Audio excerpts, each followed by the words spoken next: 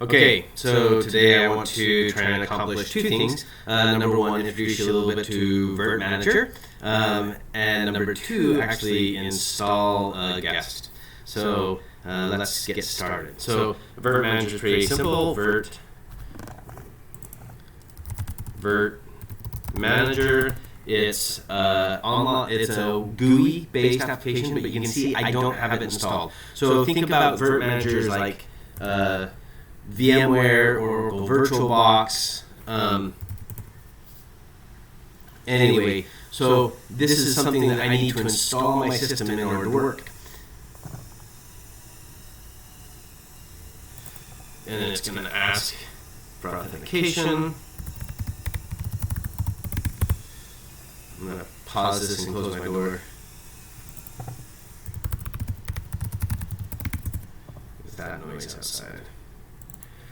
Hopefully that helps a little bit with noise. You can see it installed rather quickly, even though I did pause it. I think it was done before I paused. And you have this little virt thing here. You can launch this also. It doesn't have to be from the command line. There's the GUI buttons, just like in Windows, but you can launch it from the command line as well. So virtual machine manager, and I can say File, New Virtual Machine. And if we look here, it says, hey, what do you want to create? I'm going to do it with local media because if we come over here, I came out to Centos.org download, and I clicked on Centos Linux DVD ISO, and you can see here that here are my options, and I chose the mirror in Hawaii, so that it's not too far. Hopefully it's pretty quick, and you can see I already have it down here in the corner, kind of. Sorry, the video's kind of off there. But I've downloaded it already. So I have the ISO. So you don't have to wait for that, which is a good happy day. So local media, forward, and I can browse, and I can look in. So it looks at the default file system. I'm going to add a file system. Let's see.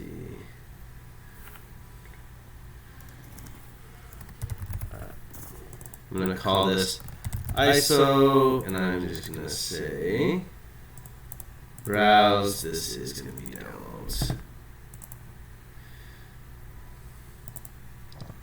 So I can come here to the ISO, all sorts of stuff here. Let me pause this and actually edit this a little bit so we don't have to worry about it as much. So I actually deleted that pool. We can actually just come here and say browse local, look at the downloads, and here's my Centos ISO. And we can say forward, let's see, operating system, sorry. Operating system, it's automatic tech. Now I haven't tested this media. Once again, I'm learning with you.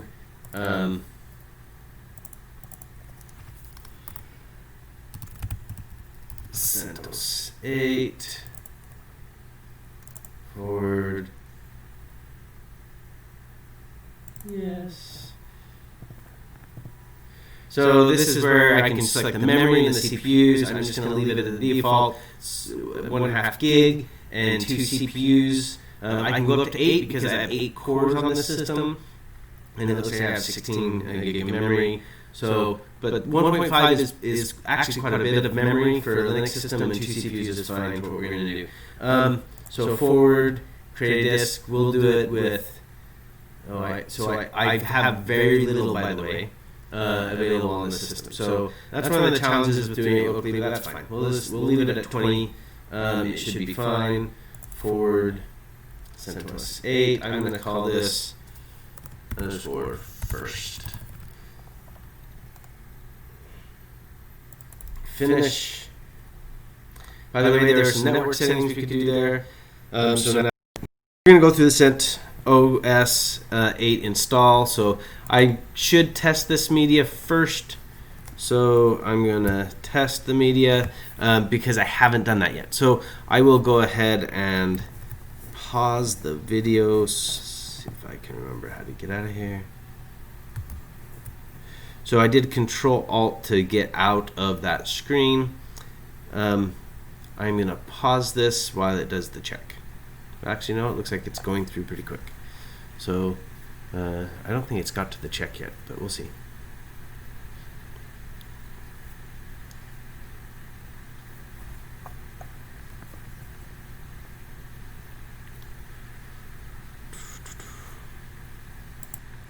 Sorry, pause for just a little bit. If you notice, I've widened the screen. It wasn't showing the checking down below, but you can see it's going pretty quick. So I figured that I would share that with you. So this is checking the media before I install.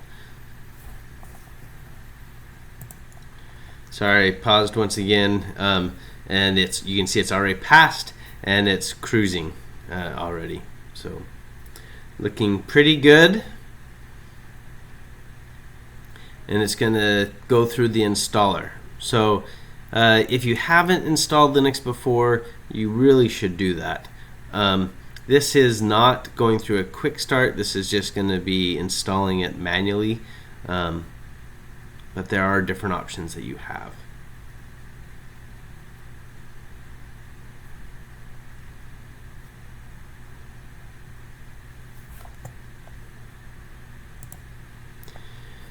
And it's going to ask us for our keyboard.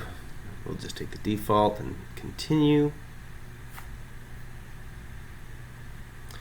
My system is not happy right now.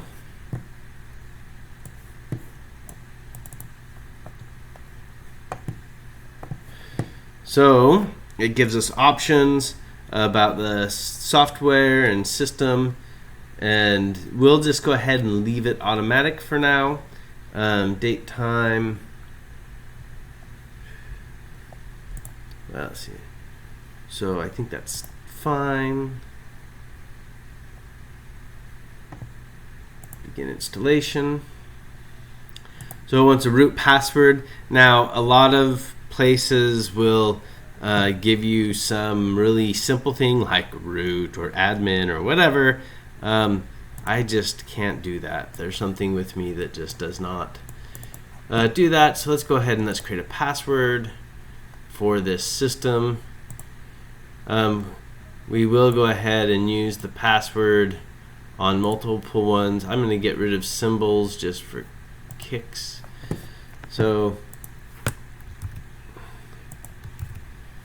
got a password, and I'm going to bring up a text editor, maybe.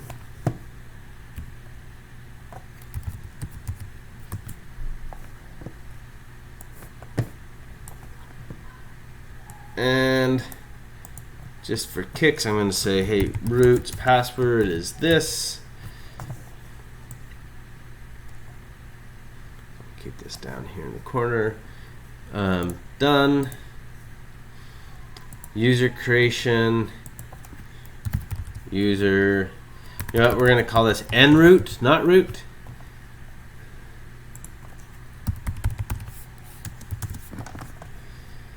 And let's give it another password, because they shouldn't be the same.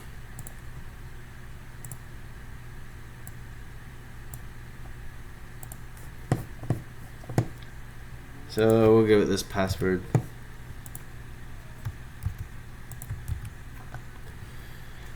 But we'll go ahead and we'll make this person administrator, which will help us in doing some of our other things. So it's best practice to not log in as root unless you have to. During the Red Hat exam, that might be a little bit of a different story because you'll be pressed for time. So you might log in as root. The problem is with doing that is you might do something because you're rushed for time. You might do something that destroys your system, and it doesn't ask you because you're root. It doesn't stop you. You're doing just because you're in a hurry and you make a mistake.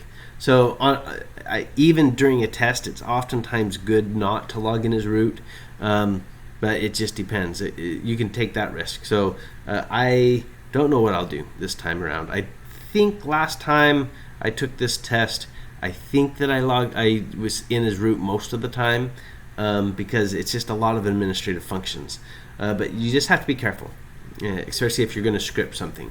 So yeah. So I was I weigh the risks and I decide. So I don't know which one I'll do.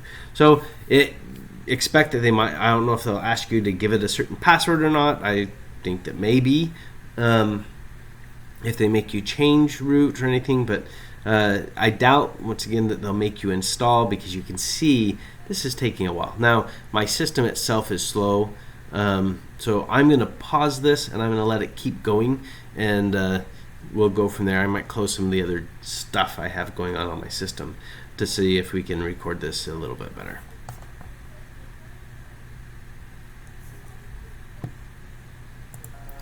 So this is taking a while, but that's okay. Something I thought of that I thought I probably should remind you about, because I expect you all know a lot about systems to begin with, but in case you don't, VMware runs virtually on your system, and you can make other systems. Okay, so when you do that, there's an issue you have with the network.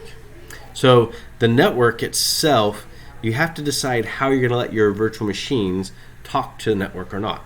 So you can think of the two main options as bridged and NAT. Bridge, just think of it as if it treats the system, the new system, as if it's on your network. It's its own thing. It's not even connected to you. Think of that as bridged. It's kind of true, kind of not. NAT, it is very much connected to you. Everything has to go through you. You can assign things differently. So NAT, you're giving it an IP. Bridged, it can go out and get DHCP from your network. Okay. NAT, all the requests are coming to you, going to a different. I mean, you could give it any IP. Usually, give it a private IP address range that doesn't conflict. The request will come to you. You can send it to a different IP. Bridge, it's going to look as if the IP is on your network. You're still going to have your system is still going to act as the network switch, but. So bridge, think about your system being a switch, where NAT, think about your system is the router. If you don't remember much about that, so once again, this is a lot of it's for my students. So we have a beginning networking class, IT 280. You need to remember some of your stuff from IT 280. But yes, it's if you're going to play as if you're a switch or if you're a router. Is the difference, the main difference between bridge and NAT that most people will understand easily. So those settings, by the way, are set up in virt-manager, and connection details, I believe. So right here we can see that the default was NAT. You can see that it gives my network IP. This is my local IP. This is a private, and then it has a DHCP range, but then it's forwarded. It's forwarded through NAT. So yeah. You can also look at the other settings, like we talked about storage. So we have the storage here. I didn't delete the downloads fully, it looks like, but anyway, so yeah, you can look at the settings here. You can change it when it's off. There might be more options. There's other areas that you can configure it, but it's just it's like you're configuring a real system. So all the network settings that you have to do, if you're not DHCP automatic, then you have to do it manually on these as well. And we'll find out how well this is set up. So I haven't played with virt-manager in a little while, so we'll have a go at it a little bit together. So this is still installing. We're going to pause it for a little bit and we'll come back. Okay, the great thing about pausing for things, you can also pause for real life, which often gets in the way. So I'm back. It looks like we're ready to reboot, so we're just going to click reboot here. And we can see that it's terminated. And it's starting. Okay, Centos, we're going to hit enter. If we don't, it would eventually select the top one anyway. By the way, when you click inside the virt-manager window, your cursor kind of goes away and is focused there. So I can hit Control and Alt. So Control and Alt releases it.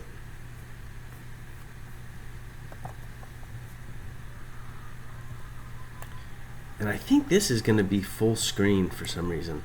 So one of the things I like about Linux that's a cool feature that Windows doesn't have. So is I can come here and I can say, hey, I want this to always be on top. So here's my little notes for the system, and watch this. Cool. So license information, if you look here, Centos, it doesn't come with any warranties, but hey, it's free. So, oh, I guess I need to accept that. I'll accept. Done. Finish configuration. So, yeah, this always on top feature is really cool.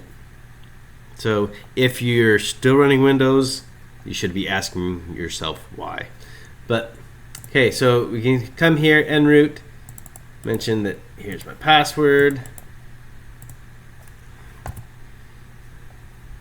I'm in. Now this system defaulted to NAT, so we're just going to double check that we can connect out to the internet, and we'll probably pause the video at that point in time. We've shown you how to use virt-manager. We've actually installed. So let's go ahead and let's pull up. Oh, it wants to finish a few things first. We'll finish installing. So we can see here typing, US location services. We can leave it on or off. We're going to turn it off. Connect your online accounts. We're going to skip and start using Centos. And you can see this is Centos. So we can say, hey, how do you want to set things up? We're just going to go ahead and close this. And let's go ahead and go to the web and see if we can browse something. Just to show that, hey, yeah, we're there and up and working. Now, when you first get a system set up, one of the first things you need to do is patch it. If you don't patch it, then hackers like to get to you. So make sure you patch your systems. And you can see we're having problems connecting right now. I don't think this is fully set up well, so you might need to troubleshoot that. It's ifconfig.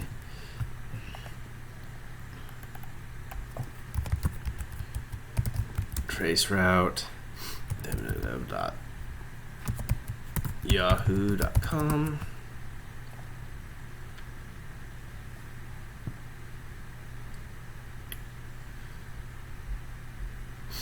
So I don't have traceroute installed. Let's see.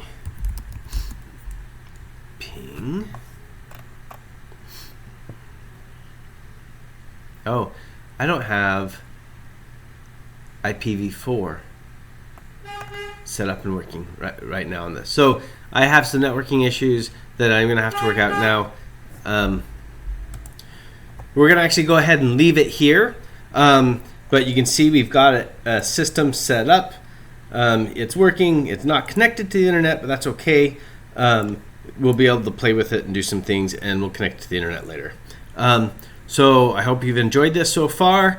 I'll try and make another one or two here in the near future, but this is using virt-manager and installing Centos, which I don't know if I mentioned. I use Centos 8 because it's the closest to Red Hat 8. So it's basically Red Hat with some of the stuff stripped out that is Red Hat specific and replaced with binary compatible alternatives.